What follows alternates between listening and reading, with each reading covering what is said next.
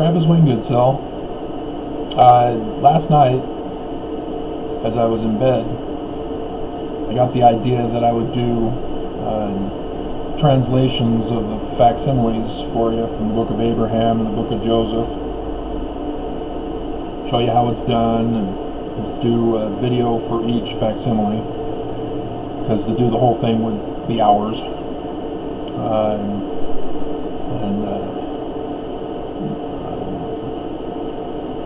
I've sort of decided with the Mother's Day video that I did, that sort of took me away from thinking about the translation work. You can see the papyrus scroll that's two-sided. It's actually a photo reprint. There's part of it sticking out there, and that is actually the other half out there. I remember the other video the other week where I was wondering, is that it or is that just a light? That is it. So that's how long it is on the photo reprint.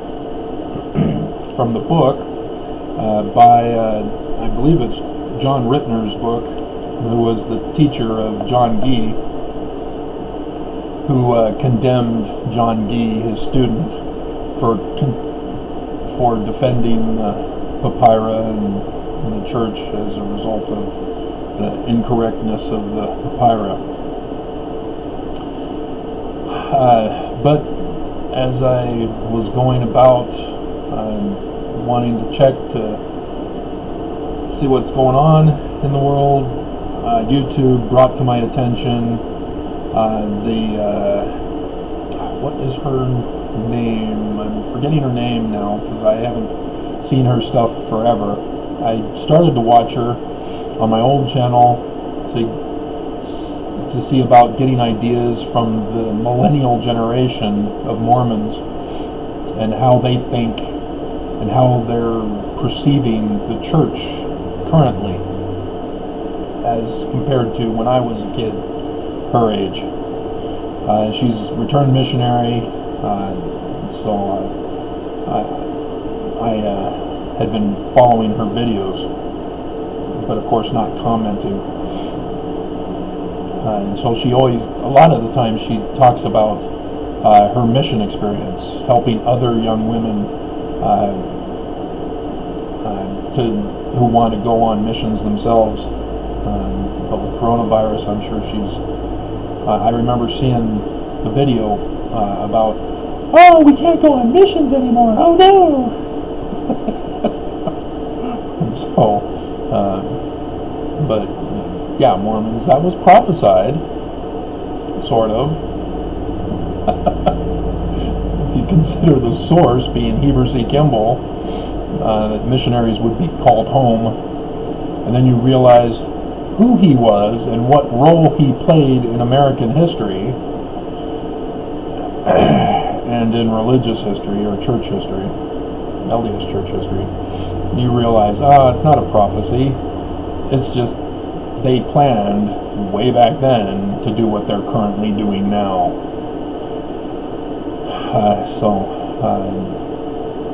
Yeah, I saw today, though, Mormon tries to defend Mormonism and fails. And it's got her picture on it, and she's doing the thumbs up, and she's watching South Park about Joseph Smith. She did a video where she gave a commentary about the South Park episode of Joseph Smith. And I did a commentary on her commentary.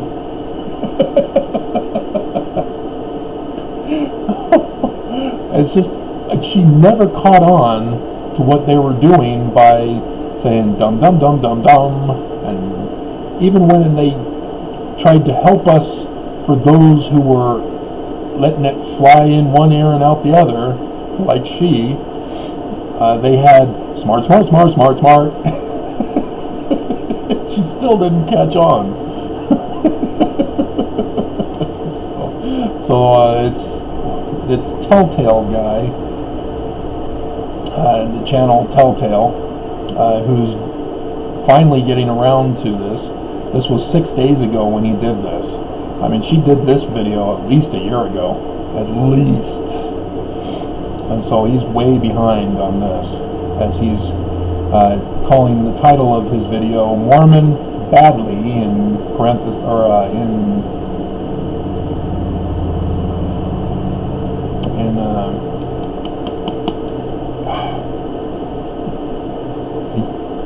I can't think of the word, and it's driving me crazy. You drive me crazy. Tries to defend Mormonism. And so I haven't gotten to that one, because when I went to his channel, rather than clicking on the video, I saw that all this past week he's been doing a whole Mormon segment as he does other things for Jehovah's Witnesses, and actually most of this that I'm seeing here involves the church. I only see one Jehovah for this, but a year ago he did one on "Is Mormonism a Cult?" and Exmo Lex just did a video about "Is Mormonism a Cult?" This has been a debate for a long time. No, guys, a cult. A cult. Satan worshipping. A cult. And if you need evidence, just look at the symbol of Lucifer on the Nauvoo Temple, on the Salt Lake Temple, on the Seagull Gate. A cult. But he had one on Book of Abraham, and so because of last night wanting to do the translation, I thought, I'll check out what he's got. On his homepage video, he's talking about fallacies and how to argue soundly, but going over how religions are utilizing fallacies to defend their positions. And so I thought, okay, this guy is like Theremin Trees. He knows logical argument, sound arguments, and so this might be interesting to hear what he has to say about Mormonism.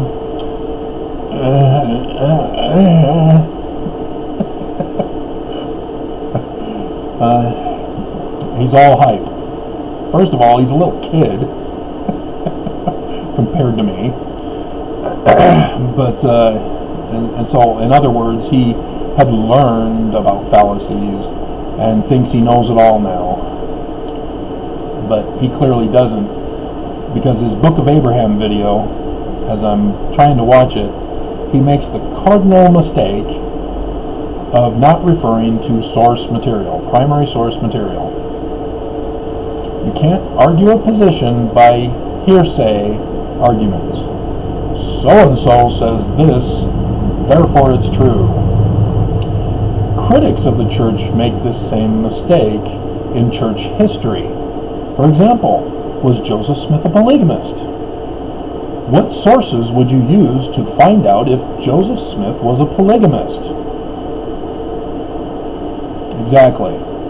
All LDS critics, even the church, as a distraction for you to divert away from Brigham Young, because they couldn't divert in regards to racism, so they had to divert through polygamy. That all of the sources are from hearsay sources who were on the side of Brigham Young. If you're going to claim David Whitmer, who said, "Oh yeah, I remember way back decades ago," because that's when he wrote to all believers in Jesus Christ, where he talks about Joseph and his little 14-year-old girl. That's how long it took for David to talk about it. He did sort of try to bring it up, but so did Bennett when he got excommunicated. So again, you need to take things in context and look for the primary source evidence and documentation. Was Joseph Smith a glass looker? Yes, we have evidence from the court where he was held. Well, the jail, and then the court, they had the document. And so we know which city he was arrested in, and what he was charged for, and how much he had to pay for the fine for his misdemeanor charge of glass looking. So those are the things that historians need to be doing, but when it comes to the church, they throw all the rules out the window just so that they can try to get some controversy against the church. And there's plenty of controversy with just the truth alone. You don't have to create controversy to go after the church. I mean, like I said, the inverted pentagram is all that's needed. But nevertheless, that's what this guy does also. He, instead of going to the Book of Abraham himself to analyze the document himself, and he will need to obtain the original photo print of the original papyri to compare with the facsimiles, because there were some inserts in places that were actually missing on the original papyri. But you won't know that unless you get the original papyri, the primary source document. And that's part of what is necessary here.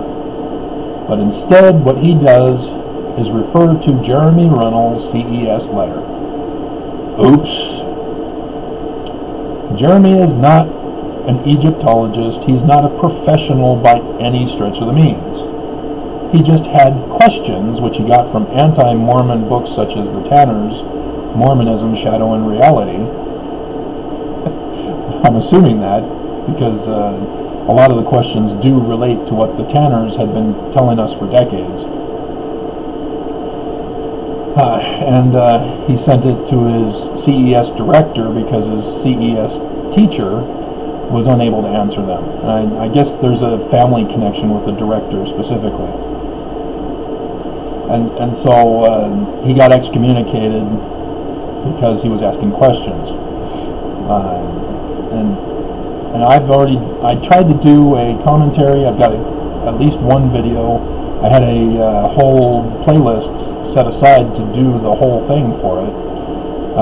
But nobody was interested. I mean, this guy, he gets into the 100,000s of views. So people are going to him to learn about Mormonism. They're making the same mistake that he's making and that all LDS critics who are church historians are making as well. They're not going to the primary source documentation and evidence to do an independent analysis to find out the truth. I did. I'm born and raised Mormon 50 years and I still did it. And now I'm going around telling people, hey, we had it all along of the inverted pentagram, we're the Church of Lucifer. Huh. That explains a lot. But I'm lucky to get 2 views. Now obviously that's not entirely correct. I'm lucky to get 20 views. But even this other woman, you know, Mormons flock to her. You know, she's cute. All the Mormon boys want to marry her, but then she went and got married. And so only the girls go to her channel now. But It's Me, Jesse. She still gets Mormon guys who are a little perverted. There's David Burns, who's an old man who goes to her channel, and he says he's trying to get her and other Mormons to convert. He no longer pursues me.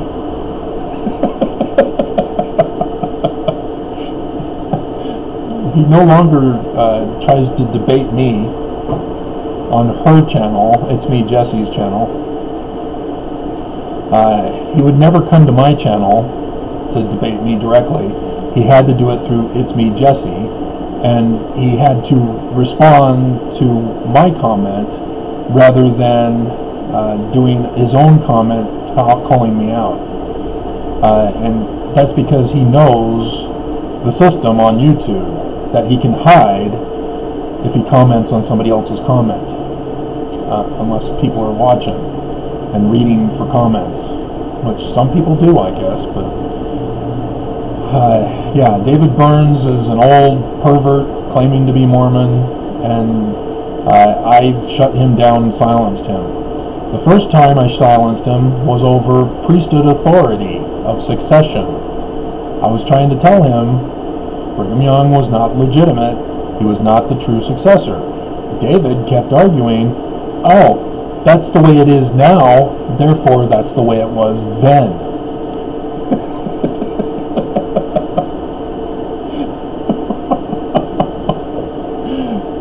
Dumb, dumb, dumb, dumb, dumb.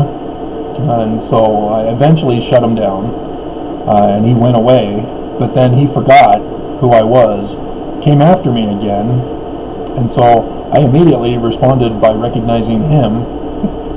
I've already shut you down for priesthood authority. Now you're coming back at me for this?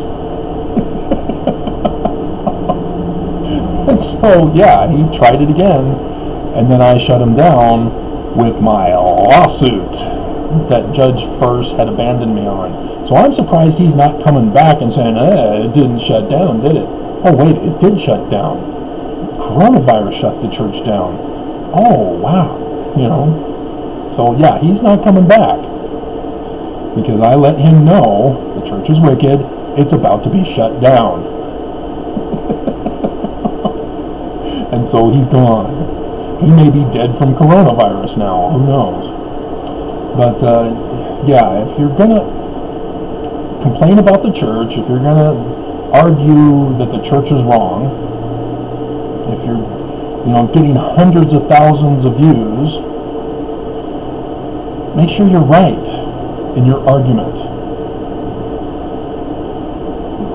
You know, you may be popular. I mean, this guy's got technological skills, obviously, but you've got to be right, because he's made some errors, not just by going to Jeremy Runnels as his source for truth about the Mormons in the Book of Abraham, but he made some errors in history, and I don't think Jeremy made those errors. I think it was him not fully understanding going through Jeremy to make those errors. It's like the telephone game, where you whisper in somebody's ear something, and then they pass it on and whispering into their ear, and then it gets back to the original person, and it's supposedly completely different than what you originally whispered into the first person's ear. That's what he's doing by not going to the primary source. He's causing that further error. So he's made some assumptions. He's saying Joseph Smith sold the papyri to the Chicago Museum. No. No.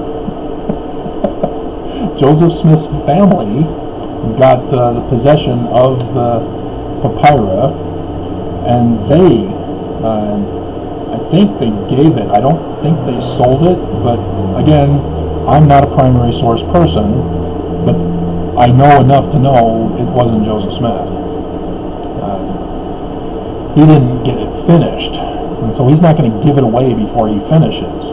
Like I've been telling you, he never translated facsimile number 3, let alone the whole facsimiles on the book of Joseph, as he called it.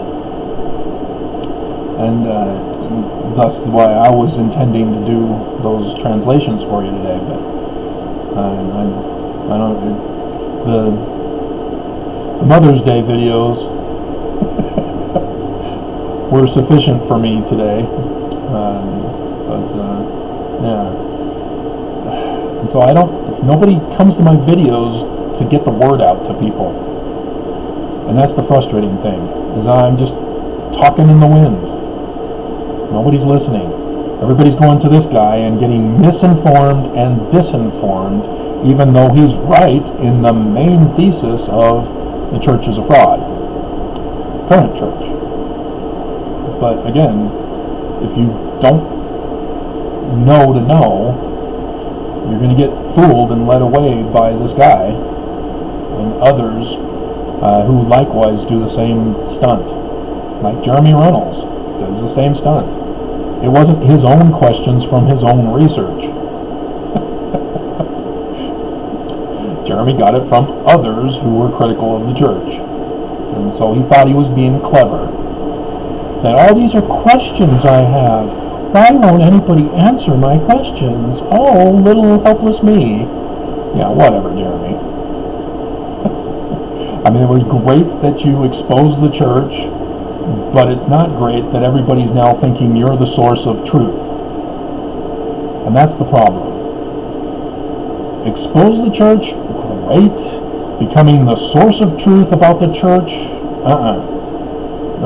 You've got to be very especially careful when you try to present yourself as the truth for the church. And even church historians are making that mistake. D. Michael Quinn is getting better as he's going away from his Mormonism and the magic world view and heading more towards the current church and their hierarchical power books. Those are awesome. Mormonism and the magic world view, he went off the deep end. But yeah, you got to be very careful trusting secondary, thirdary, hearsay sources. Just because they say something that you like to hear does not make it true. Stick to the facts. There's an inverted pentagram that the church is using as their symbol. Stick to that. That's sufficient. That's all you need. And the church can't explain it away. They do try to say, oh, that's just Freemasonry symbols. That has nothing to do with that. Yeah.